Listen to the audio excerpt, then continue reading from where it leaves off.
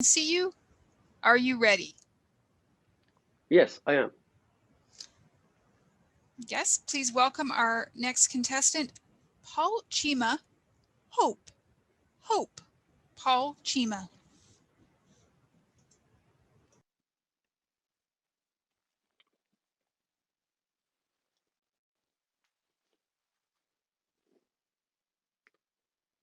Hope is one of the few driving forces in our lives.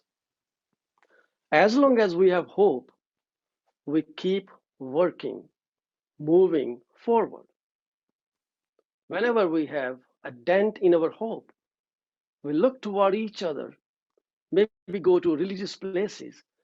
Inspiration makes our hope go stronger.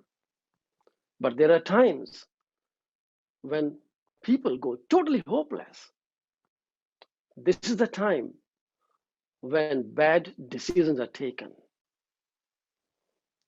This happened in my office just yesterday. Respected chair, chief judge, judges, contest officials, fellow Toastmasters, and distinguished guests. When I heard the words, to put an end to my miseries is by killing myself, I dropped whatever I was doing in my office, looked at the person. She had tears in her eyes, and I said, Jane, that's not the right way to look at your life. What will happen if you commit suicide? What impact will that leave on your family members? But she was unwavering. Why? Why did she reach this situation? They had some bad financial decisions in the past, and husband kept accusing Jane for all of this. And to some extent, he was correct. But did it solve the problem? It did not. It rather drove Jane to say what she just said.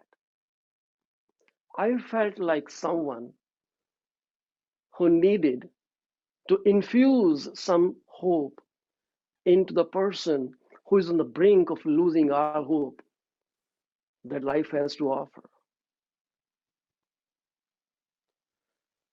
I said, Jane, it's okay to make mistakes.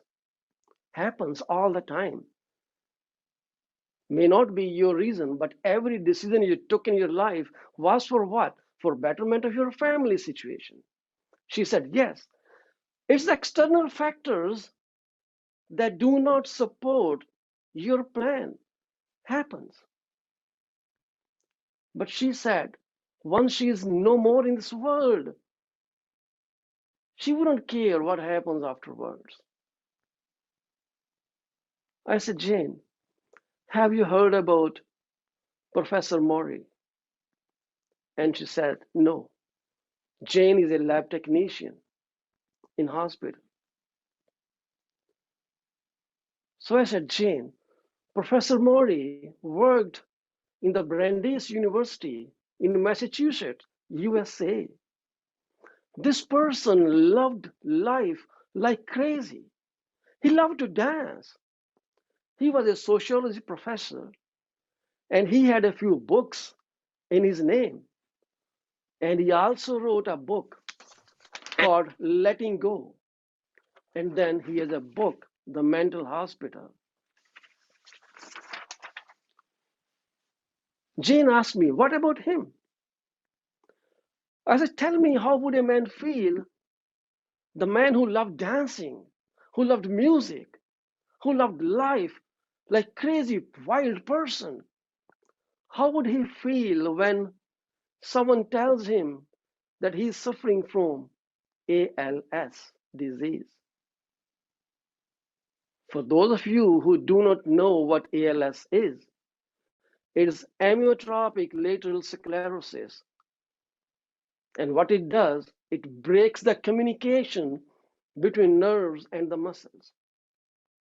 When that happens, body becomes non-functional. And to my knowledge, it starts from lower limbs, go all the way up. Professor Mori had that situation. But did he give up? He did not. He was still hopeful. He said to himself, I had been a teacher all my life. I will stay a teacher till end of my life. And he took upon this opportunity to educate all those people who were suffering from the same problem by going on a TV show called Nightline by the famous TV host Ted Koppel. And I'm talking about 1900s. He told people, do not pity on me. Send me your problems. I will find you hope and I will find you solution. He even hosted a living funeral for himself because he believed what good a funeral service is when someone is dead.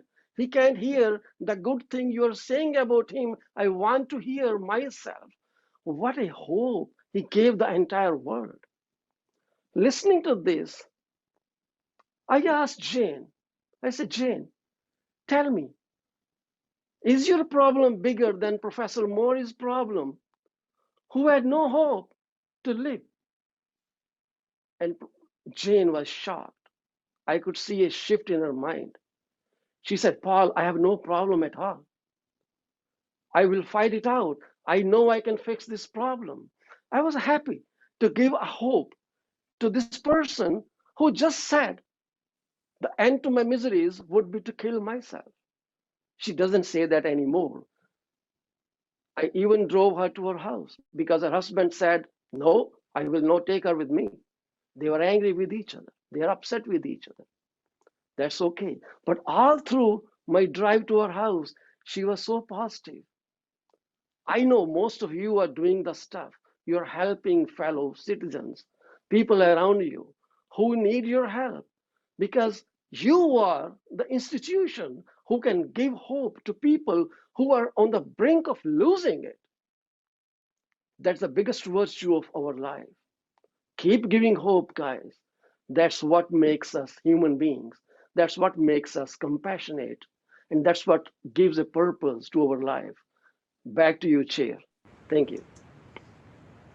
And thank you, Paul. Sharon, you do have to announce third as well. Third place. Oh, we do announce third? We do announce third. Okay. All right. So third place is Pavan Jitagunta.